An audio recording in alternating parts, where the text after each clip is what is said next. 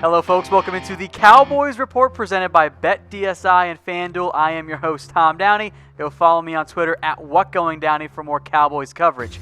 Time now for my Cowboys Mailbag, one of my favorite segments here, and I know you guys love it as well. A lot of Twitter questions this week, so always keep that in mind if you're trying to get featured on the show. If you tweet them at me, you're a little bit more likely to get in the segment. So first up from Andrew asking if Amari Cooper will open up the box so Zeke has more rushing lanes. Well, that's the goal, right? You're bringing a receiver to help you out in the ground game too. But what if I told you guys that Zeke actually isn't facing that many stacked boxes? What if I told you that according to NFL's next-gen stats, Zeke has only faced 8 men in the box less than a quarter of the time?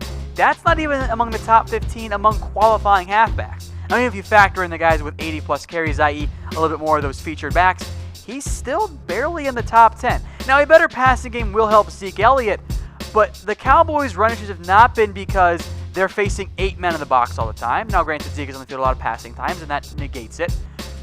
But I want to make note here that the biggest issue has been the offensive line. They haven't been able to run the football hat on hat.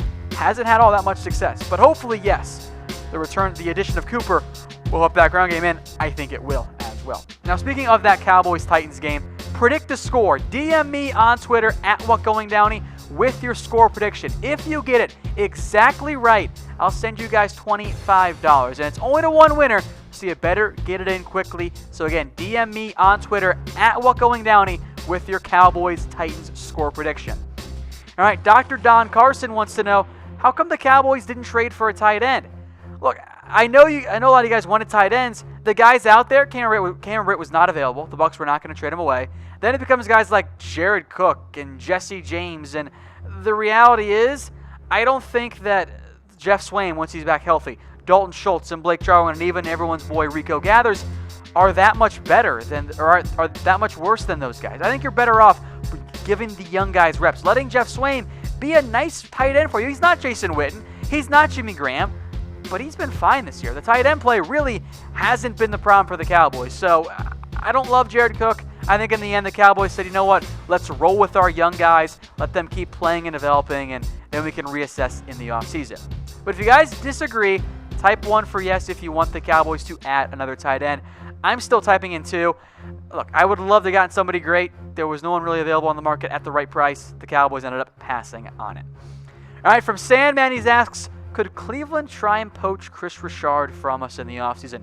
I think Richard's going to get head coaching interviews even if the Cowboys don't fire Jason Garrett. He has interest around the NFL, but in the end, I don't think the Browns will hire him. I think they'll go for an offensive mind or maybe someone like a Jim Schwartz instead. Now, folks, we're trying to get our YouTube channel to 5,000 subscribers. So go to youtube.com/Dallas Cowboys Report. All of our great coverage all in one spot. Our previews go up there exclusively. Some film studies like our Amari Cooper one also go up there. Again, youtube.com/Dallas Cowboys Report. All right, Ricky asks here that he saw a report that Dallas was interested in Lincoln Riley if Garrett gets fired. Is that true? Look, I don't know if the Cowboys have really made that decision yet here, but I think that a guy like Lincoln Riley is a logical target for the Cowboys because when the Cowboys hired Jason Garrett, look, they thought they were getting Sean McVay.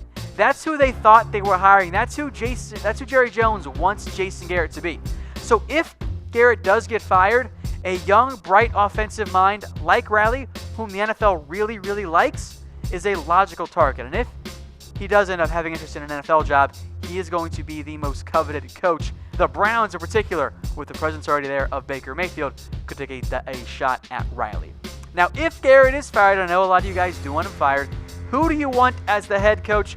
Let me know in the comments section. I'm going to ignore any of you-know-who options out there. You know, guys like Romo and Johnson and Bill Cowher, because every week you guys do it, and I'm not really sure why. They're not coming.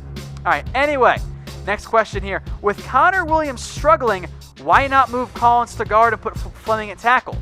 I don't know why we keep doing this. Did we not watch Cam Fleming in the preseason? The dude was not that much better than Chaz Green. And by the way, I know that Connor Williams hasn't been the superstar Ron Leary type guard immediately. He hasn't been the biggest problem. In reality, it's been the tackles. Tyron's not the same guy that he once was. I'm not sure what's going on there. The back just might never be okay again.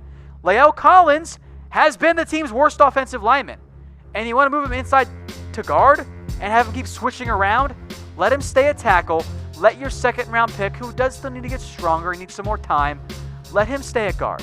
I don't think it makes any sense to put Collins at guard and put Fleming in there. Fleming, I know he played for the Patriots. He was not good in the preseason. And the big reason why I don't want to make any more changes relates to this next question here from Sloan, asking, with the firing of Paul Alexander and the promotion of Mark Colombo, will the Cowboys return to some of its old techniques? Absolutely. That's the plan here. This is the equivalent of unplugging it and plugging it back in. That's what the Cowboys have done with this offensive line with the changes and bringing in Colombo and promoting Hudson. Or flip those. Promoting Colombo and bringing in Hudson.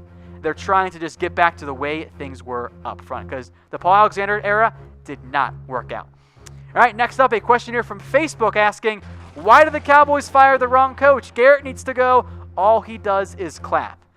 At some point, I think the Jason Garrett era will end in Dallas. I don't know when it's going to happen. Hopefully at the end of this year, the Cowboys do miss the playoffs, but I think you'll see Garrett on the outs. It's not working. Now, I know a lot of you guys want Jason Garrett fired, so my favorite weigh-in. Type K for keep, type F for fire. I know some of you still stick by Garrett. If the Cowboys miss the playoffs, I still think in the end you'll get your wish and you'll see Jason Garrett go. All right, my favorite one here from my boy Joe.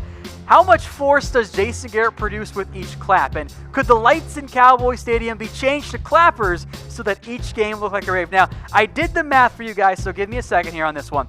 But as I'm sure you all know, one clapper is equivalent to about 100 kilowatts. And AT&T Stadium requires 750 megawatts of power.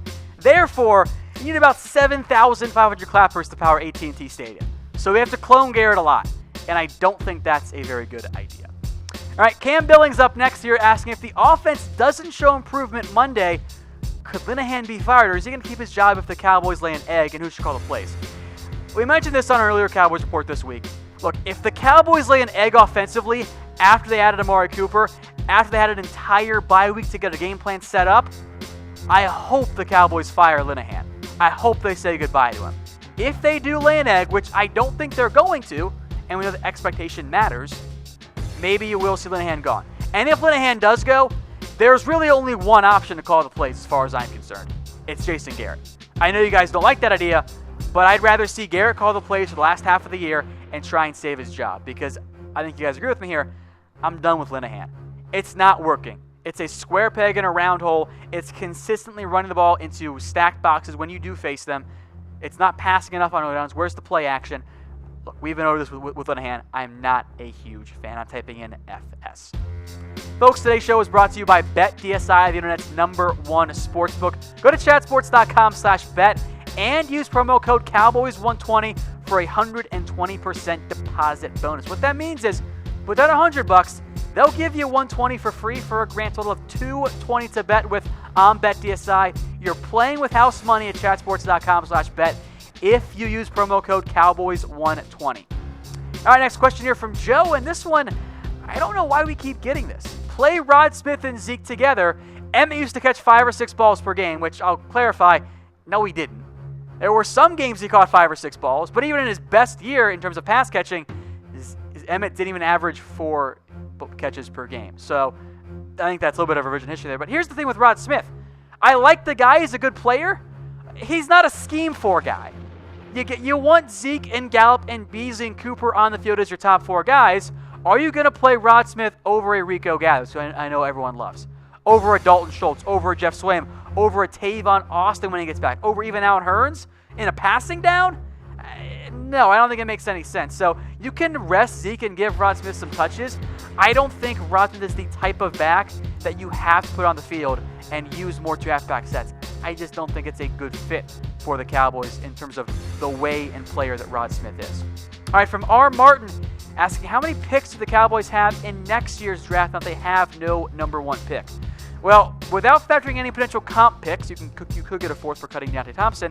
The Cowboys are actually now down to just 5 draft picks this year. That's all that they have left. A 2nd-round pick, a 3rd-round pick, a 4th-round pick, and a 7th. That first, of course, went for Amari Cooper. The 6th-round pick is going to go to the Bengals in exchange for an older trade involving Benny Benwickery. That trade is going to Cincinnati. So 5 picks left.